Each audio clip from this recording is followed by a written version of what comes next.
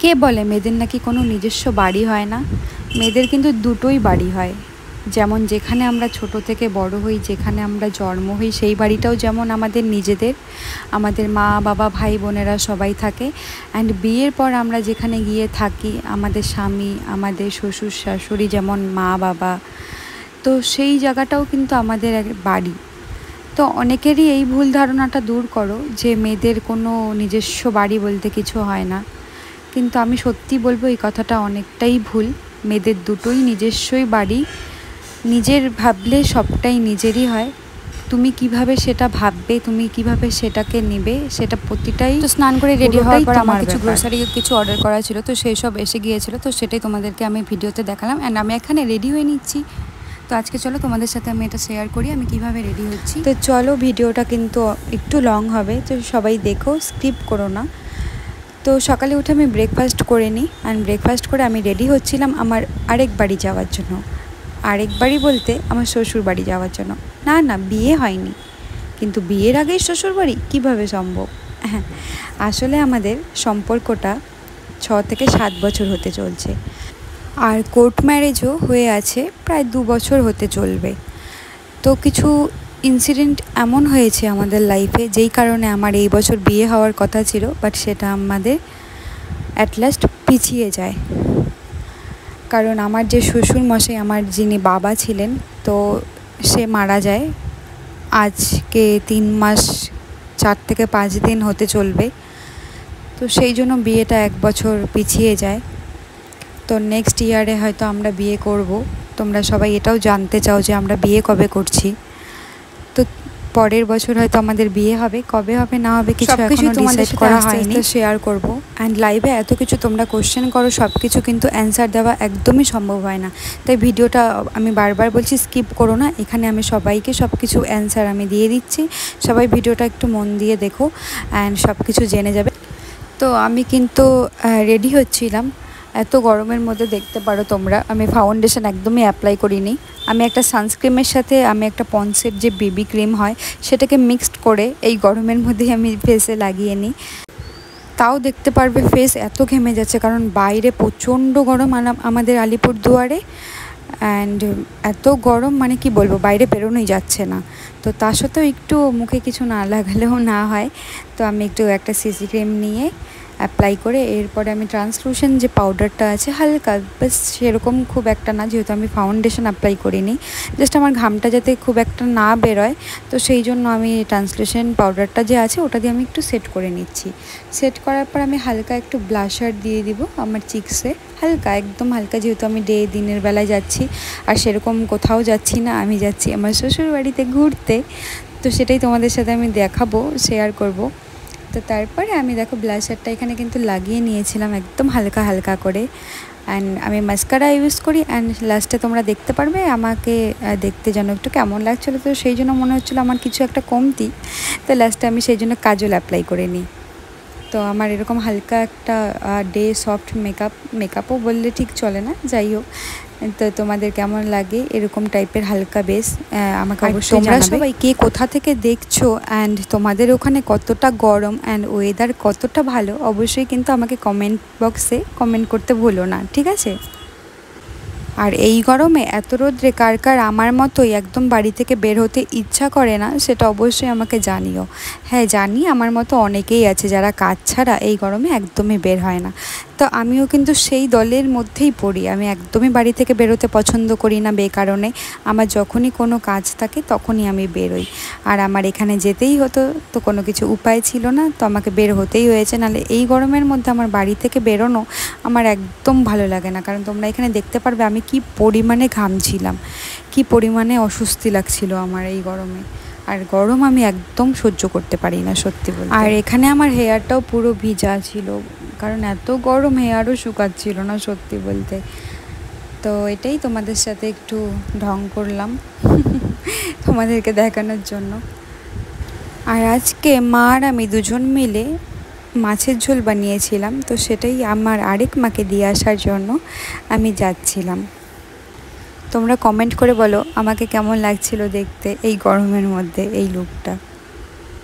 আর আরেকটা অ্যাডভাইস দেই, গরমে কিন্তু সবাই জলটা খেতে ভুলো না, বেশি বেশি করে জল খাও অ্যান্ড সবাই অনেক সুস্থ থাকো, কারণ জল না খেলে আমাদের এখন অনেক কিছু প্রবলেম হতে পারে।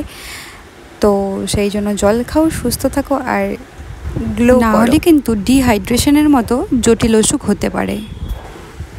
তো দেখো এখানে এটা কি মাছ বলো তো, এটা রুই মাছ। তো এখানে রুই মাছের ঝোলটা তোমাদেরকে আমি দেখাচ্ছি। আর এখানে এটা একটা পার্শে মাছ বলে, এটা মা করেছে, আলু বেগুন আরও কী দিয়ে করেছে। এটার একটা সর্ষে পোস্তও হয়, তো ওটা কালকে রাত্রে করেছিল।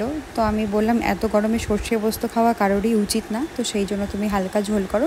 তো মা ওই ঝোলটা করে অ্যান্ড আমি হালকা হালকা অল্প অল্প হেল্পও করি।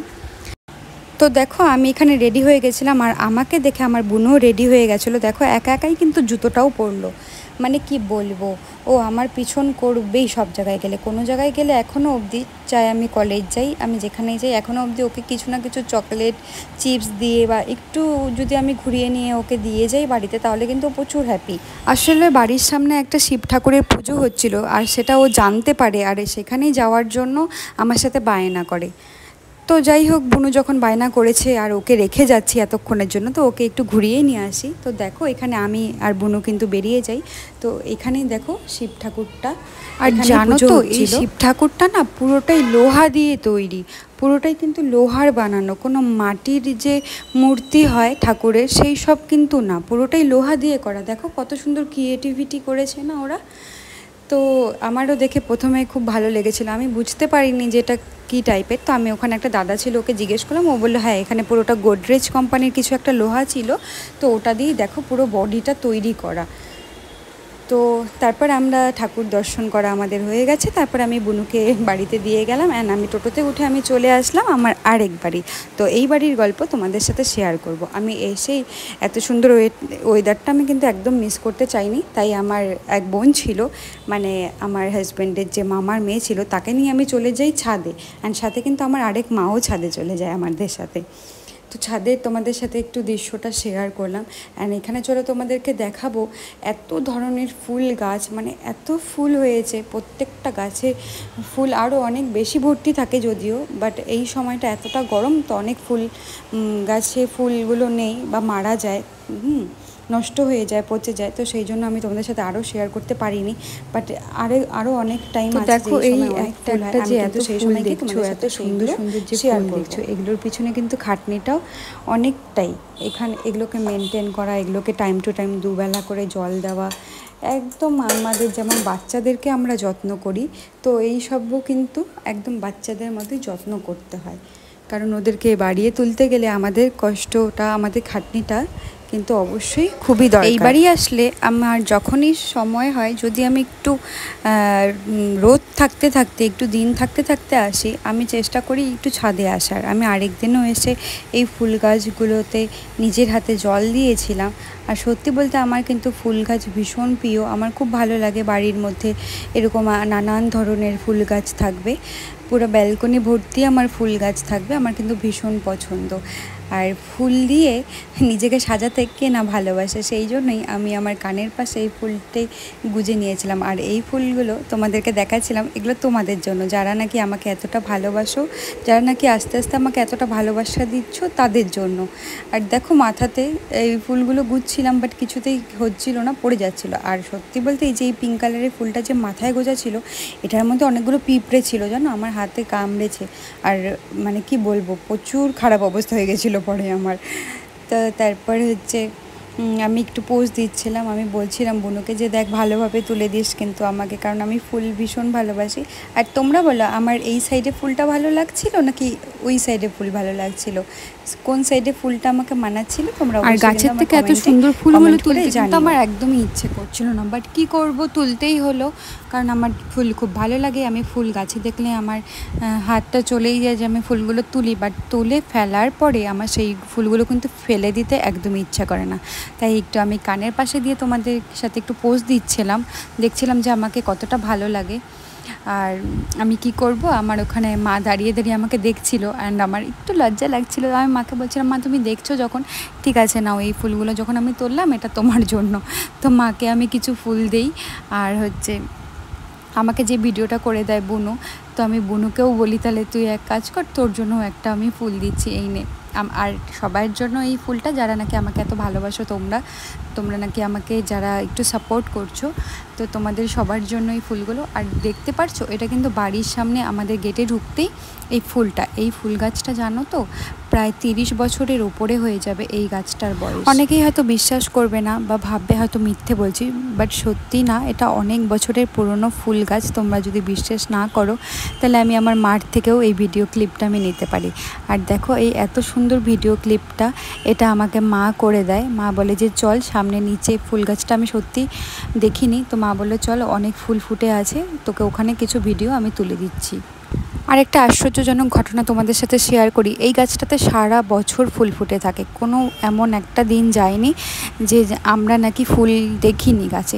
বাট হ্যাঁ, একটা সময় হয়েছে যখন নাকি আমাদের বাবা আমাদেরকে ছেড়ে চলে যায়, তো যাওয়ার আগ অবধি গাছটা ভর্তি ফুল ছিল, কিন্তু যখন বাবা ছেড়ে আমাদেরকে সবাইকে চলে যায় তখন কিন্তু গাছে একটাও ফুল ছিল না, একটাও না, সবগুলো ফুল ঝরে পড়ে গেছিলো। তো খুবই একটা আশ্চর্যজনক ব্যাপার ছিল এটা আমাদের জন্য, যে এই গাছে নাকি সারা জীবন ফুল ফুটতে দেখি, তো বাবা হারিয়ে যাওয়ার পরে গাছের ফুলগুলোও আমাদের কাছ থেকে হারিয়ে যায়। তো যাই হোক, আমি সব ফুলগুলো আমি ঘরে নিয়ে আসি, আর এতটাই গরম ছিল আমি বাথরুমে চলে যাই ফ্রেশ হতে। তো ফ্রেশ হয়ে আমি কি করব, প্রচণ্ড খিদে পেয়ে যায়, তো সেই জন্য মামিরাও যখন এসেছিলো ভাবলাম আর বসবো না, আমি ফ্রেশ হয়ে ডাইরেক্ট চলে যাই আমি চাউমিন বানাতে। তো আমি এখানে এগ চাউমিন বানাবো, আলু সব কিছু মিক্স করে বানাচ্ছি। তো আমার এই ব্লগটা, আমার এই বাড়ির এই ফুল বাগানের যে ব্লগটা তোমাদের সাথে শেয়ার করলাম, আরও অনেক কিছু কথা শেয়ার করলাম, কেমন লাগলো জানাবে। যদি ভালো লাগে তোমাদের এই ব্লগটা তাহলে অবশ্যই লাইক, কমেন্ট অ্যান্ড সাবস্ক্রাইব করে দিও। টাটা, বাই আজকের জন্য।